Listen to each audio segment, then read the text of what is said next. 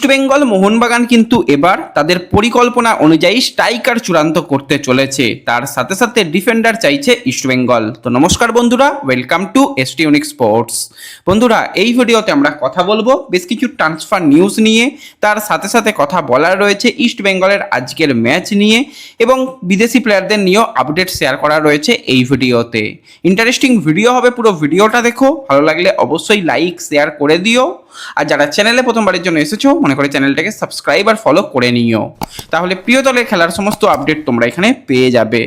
তো চলো আর দেরি না করে ভিডিও শুরু করা যাক। সবার প্রথম যদি আমরা ইস্টবেঙ্গলের আজকের ম্যাচ নিয়ে কথা বলি, তো ঘরের মাঠে দুপুর 3টে থেকে ইস্টবেঙ্গল মুখোমুখি হতে চলেছে গুরুত্বপূর্ণ ম্যাচে বিধাননগরের সঙ্গে। তো ফার্স্ট ম্যাচে ইস্টবেঙ্গল একটা ব্রিলিয়ান্ট ফুটবল খেলেছিল, প্রথম ম্যাচ কঠিন ম্যাচ হলেও ঘরের মাঠে জয় পেয়েছে। তো আজকে ইস্টবেঙ্গল কিন্তু চাইবে দ্বিতীয় ম্যাচেও কিন্তু জয় পেয়ে কিছুটা হলেও রাস্তাটাকে সহজ করা, কারণ এরপরে কঠিন কঠিন ম্যাচ রয়েছে, ডার্বি ম্যাচ রয়েছে ফিফথ রাউন্ডে গিয়ে। তো সেক্ষেত্রে আজকে ম্যাচ জেতার কিন্তু চেষ্টা করবে। তো যারা যারা ভিডিও দেখছো সবার আগে একটি করেই স্কোর লাইন প্রেডিকশান করো যে আজকের ম্যাচের রেজাল্ট কি হবে। যাদের প্রেডিকশান মিলে যাবে তাদের নাম অবশ্যই শেয়ার করা হবে, তাই সকলে একটা করে প্রেডিকশান করো। এবার ম্যাচ কিন্তু দুপুর 3টে থেকে হবে। তোমরা জানো যে ম্যাচ লাইভ দেখতে গেলে কিন্তু নাম্বার 10 স্পোর্টস যে অ্যাপস রয়েছে সেখান থেকে দেখতে হয়, তো সেখান থেকে তোমরা দেখতে পাবে।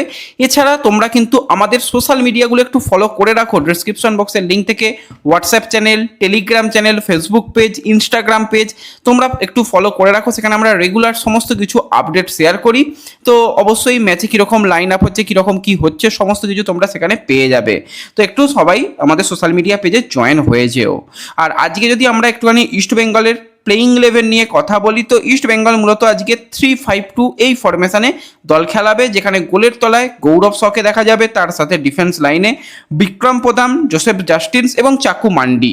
মিডফিল্ডে কিন্তু বিজয়কে কিছুটা হলো অ্যাডভান্স রোলে খেলানো হতে পারে বা তাকে ডিফেন্সিভ রোলও দেওয়া হতে পারে। জয়ের সাথে তন্ময় তারা মিডফিল্ডে খেলবে এবং উইঙ্গার পজিশনে পিভি বিষ্ণু, অপরদিকে রিকি শুরু করবে। আপ ফ্রন্টে স্ট্রাইকার পজিশনে জেসিনের সঙ্গে মনতোষ মাঝি তারাই থাকতে চলেছে। তো আজকে একটা হাড্ডাহাড্ডি ম্যাচ হবে নিঃসন্দেহে বলা যায়। তো এরপর যদি আমরা সরাসরি চলে আসি একটু অন্যান্য আপডেটের দিকে, তোমাদের জানিয়েছিলাম যে অনেক জায়গা থেকে অনেক গুঞ্জন আসছে যে মোহনবাগানের ঘর ভেঙে নাকি ইস্টবেঙ্গল প্লেয়ার আনছে। অন্তত আমরা আমাদের জায়গা থেকে শুনিনি, কোনো আপডেট আমাদের কাছে ছিল না, বারবারই শেয়ার করেছিলাম, সেটা অনিরুদ্ধ থাপার ক্ষেত্রেই হোক, দীপক তাংড়ির ক্ষেত্রে হোক বা পরবর্তী সময় সাহালের ক্ষেত্রেই হোক। কারণ সাহালের এখনও 2 বছর কন্ট্রাক্ট রয়েছে মোহনবাগান সুপার জায়েন্টের সঙ্গে। 30শে মে 2028 গিয়ে কিন্তু তার কন্ট্রাক্ট শেষ হচ্ছে। হ্যাঁ, প্রথম কয়েকদিনের অনুশীলনে সাহাল না আসার পর তোমাদের মনে আরও জল্পনা তৈরি হয়েছিল, তাহলে নিশ্চয়ই সাহাল আসছে, তুমি ভুল বলেছিলে। দেখো, সাহাল অলরেডি কিন্তু এবার মোহনবাগানের অনুশীলনে যোগদান করে ফেলেছে। তো সাহালকে এই সিজনে অন্তত আনা যাবে না। এই সিজনের পরের সিজনে গিয়ে কিন্তু তার ট্রান্সফারে এমন একটা ক্লজ রাখা রয়েছে, সে যদি চায় ক্লাব পরিবর্তন করতে পারে, খুব সামান্য ট্রান্সফার ফির বিনিময়ে কিন্তু তাকে অন্য দলরা নিতে পারে। কিন্তু মোহনবাগান সে আবার ইস্টবেঙ্গলকে দেশের প্লেয়ার এবং জাতীয় দলের প্লেয়ারকে দেবে বলে তো আমার মনে হয় না, এবং এই ডিলটা এখন এই মুহূর্তে অসম্ভব বলেই মনে হচ্ছে। এরপর যদি আমরা একটু অন্যান্য খবরের দিকে তাকাই, তো সেক্ষেত্রে কিন্তু ইস্টবেঙ্গল তাদের বিদেশি স্ট্রাইকার একজন প্লেয়ারকে কনফার্ম করে নিয়েছে। হ্যাঁ, তার নাম আজ অথবা আগামীকালের মধ্যেই হয়তো জানতে পেরে যাবে, বা আমরা যখন তোমাদের ভিডিও দেবো তার আগেও জানতে পেরে যেতে পারো। তো সেই স্ট্রাইকার প্লেয়ার কিন্তু যথেষ্ট ভালো প্রোফাইলের প্লেয়ার, যেই টাইপের প্লেয়ারকে পছন্দ করে অ্যান্তোনিও লোপেজ হাবাস, লাইক রয় কৃষ্ণাকে আমরা দেখেছি, যেই টাইপের প্লেয়ার ঠিক সেই রকম টাইপের প্লেয়ার। এখনই নাম সামনে আসেনি, যখন এর আসবে অবশ্যই জানতে পেরে যাবে, কিন্তু স্ট্রাইকার প্লেয়ার চূড়ান্ত হয়ে গেছে। এবার স্ট্রাইকারটা খুব সম্ভবত এরকমটাই শোনা যাচ্ছে যে একদম ইন্ডিয়াতে নতুন আসবে এবং তার এশিয়ার মঞ্চে নাকি খেলার অভিজ্ঞতা রয়েছে, সেরকম স্ট্রাইকার হয়তো আসতে চলেছে, সেরকমই খবর রয়েছে। তো দেখা যাক শেষ পর্যন্ত কোন নাম চূড়ান্ত হিসাবে ঘোষণা হয়, সেই দিকে আমাদের নজর থাকবে। তো ইস্ট বেঙ্গলের স্ট্রাইকারের ব্যাপারটা তো মিটলো। এর ছাড়া মোহনবাগান সুপার জায়েন্টে কিন্তু স্ট্রাইকার আসতে চলেছে, তাদের ষষ্ঠ বিদেশি প্লেয়ার হতে চলেছে জেমি ম্যাকলারেনের একজন ব্যাকআপ অপশান প্লেয়ার। রবসন রবিনো খুব সম্ভবত থাকছেই না ধরে রাখতে পারো। তো রবসন রবিনোর জায়গায় কিন্তু একজন স্ট্রাইকারকে আনতে চলেছে মোহনবাগান সুপার জায়েন্ট।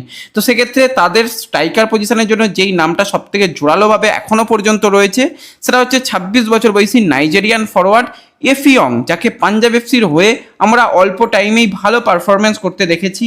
আইএসএলে মাত্র 12 ম্যাচে 7 গোলের সাথে 2টো অ্যাসিস্ট করতেও কিন্তু এই ইফিয়ংকে দেখেছি। তো কোয়ালিটি প্লেয়ার, তাকে যদি ঠিকঠাকভাবে খেলানো যায়, তাকে আরও বেশি যদি বল সাপ্লাই করা যায়, তাহলে কিন্তু গোল করতে পারে। এবং বর্তমানে তার 26 বছর বয়স, কেরিয়ারের পিক টাইমে সে বর্তমানে রয়েছে। লাস্ট সিজনে ইন্ডিয়ান ফুটবলে পারফরমেন্স করেছে এবং গোল্ডেন বুটের রেসেও একটা সময় ছিল। তো এই প্লেয়ার এলে কিন্তু মোহনবাগানে অনেক ভালো হবে, কিন্তু তাদের নজরে একজন উরুগুয়ের প্লেয়ার রয়েছে শোনা যাচ্ছে। এছাড়া আরও 2-1জন প্রোফাইলের প্লেয়ার কিন্তু মোহনবাগানের নজরেও রয়েছে। এখনও পর্যন্ত কোনো প্লেয়ার চূড়ান্ত হয়নি। তো শেষ পর্যন্ত যদি এই এফিয়ংকেই চূড়ান্ত করে, তাহলে কিন্তু একটা ভালো ডিল হয়েছে, সেটা বলতেই হবে।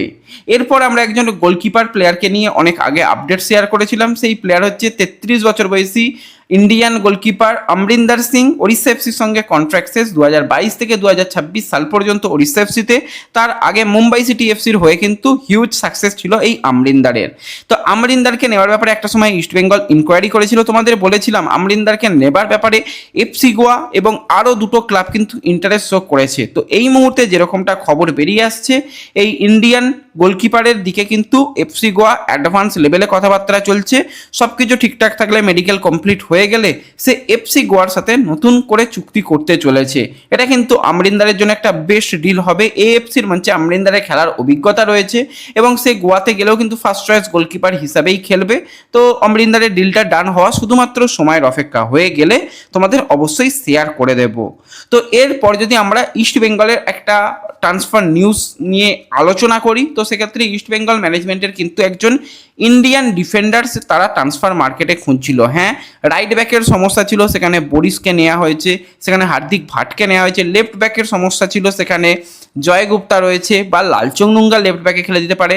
এছাড়া যদি আমরা কথা বলি, সেই জায়গাতে মার্ক জোথানপুইয়াও লেফট ব্যাকে খেলে দিতে পারে। তো সাইড ব্যাকের সমস্যা মিটে গেলেও আনোয়ার আলীর পারফেক্ট ব্যাকআপ অপশান পাওয়া যায়নি বাজারে। সন্দেশ জিংহানকে আনার ব্যাপারে অনেক চেষ্টা করলেও সন্দেশ শেষ পর্যন্ত এফসি গোয়াতে থেকে যায়। এছাড়া আরও কিছু প্লেয়ারের দিকে ইস্টবেঙ্গল ম্যানেজমেন্ট নজর দিয়েছিল, কিন্তু সেই প্লেয়াররা ডিল ডান হয়নি। তো এই মুহূর্তে কিন্তু একজন প্লেয়ার বর্তমানে ফ্রি রয়েছে এবং তাকে নেবার ব্যাপারে একাধিক ক্লাব কিন্তু ইন্টারেস্ট শো করছে। সেই প্লেয়ার হচ্ছে 25 বছর বয়সী Indian centre back Narendra Gehlot. তো এই নরেন্দ্র গেহলটের যদি আমরা কথা বলি, জামশেদপুরের হয়ে লিগ শিল্ড উইন করেছিল, এফসি গোয়ার হয়ে সুপার কাপ চ্যাম্পিয়ন এবং লাস্ট ইয়ার কিন্তু ইন্টারকাসির হয়ে সে খেলেছে। হাবাসের আন্ডারে তার খেলার অভিজ্ঞতা রয়েছে। টোটাল ক্লাব ক্যারিয়ারে 111 ম্যাচ খেলে নিয়েছে এবং আইএসএলেও প্রায় 80টার মতন ম্যাচ খেলার উপর তার অভিজ্ঞতা রয়েছে। ইন্টারকাসির জার্সি গায়ে লাস্ট সিজনে যতটুকু সুযোগ পেয়েছে 10টা ম্যাচে ঠিকঠাক পারফরমেন্স করেছে। তো এই প্লেয়ার বর্তমানে অ্যাভেলেবেল রয়েছে। তার দিকে কিন্তু ইস্টবেঙ্গল একটা ইনকোয়ারি তো করেছে, তাছাড়াও কিন্তু আরও 2টি দল ইনকোয়ারি করেছে। তো যদি এই প্লেয়ারকেও ব্যাকআপ অপশান হিসাবে নিয়ে আসে, খুব একটা খারাপ হবে না। অ্যান্টনি লোপেজ হাবাসের আন্ডারে অলরেডি সে খেলে নিয়েছে একটা সিজন। তাছাড়া কিন্তু আনোয়ার আলীর সঙ্গে কিন্তু ইউথের সময় তার খেলার অভিজ্ঞতা রয়েছে, ইন্ডিয়ান অ্যারোর্সের সময়। তো সেক্ষেত্রে ভালো অপশান হতে পারে এই নরেন্দ্র গেহলট। তো এই প্লেয়ার এলেও কিন্তু ইস্টবেঙ্গলের জন্য একটা ভালো সিগনেচার হয়ে যাবে এবং ফ্রি প্লেয়ার বর্তমানে মার্কেট ভ্যালু তার মাত্র 80 লক্ষ টাকা। তো কম টাকায় ভালো মানের প্লেয়ার পাওয়া সম্ভব এই বাজারেতেও। তো ব্যাস এই ভিডিওতে এই আপডেটগুলোই শেয়ার করার ছিল। ভিডিও ভালো লাগলে লাইক শেয়ার করে দিও। চ্যানেলে প্রথমবারের জন্য এলে সাবস্ক্রাইব আর ফলো করে নিও। দেখা হবে পরবর্তী ভিডিওতে। ধন্যবাদ।